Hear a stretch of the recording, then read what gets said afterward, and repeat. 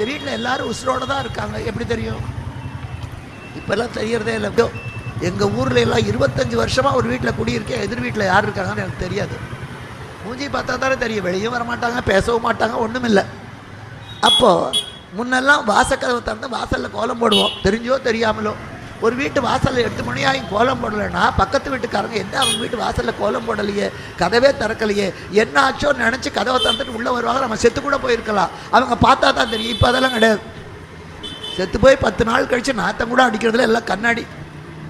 எப்படி தெரியும்னு தெரியாது. யாராவது உறவினர்கள் ஃபோன் பண்ணி பார்த்து அதை எடுக்காமல் போனால் அதுக்கு பிறகு கதவை உடைச்சி இதெல்லாம். அப்போ எதுக்காக? வாசலில் கோலம் போடுவதே ஆல் ப்ரெசன்ட். இந்த வீட்டில் எல்லோரும் உயிரோடு இருக்காங்க, அந்த மார்க்கு தான் லேண்ட்மார்க். யாராவது இறந்து போய் விட்டால் 1 வருஷம் வரைக்கும் அந்த வீட்டில் கோலம் போடக்கூடாது. அப்போ என்ன அர்த்தம்? வாசலில் கோலம் இல்லைன்னா அவங்க வீட்டில் யாரோ போயிட்டாங்க. இப்படி சொல்லாமலேயே எல்லா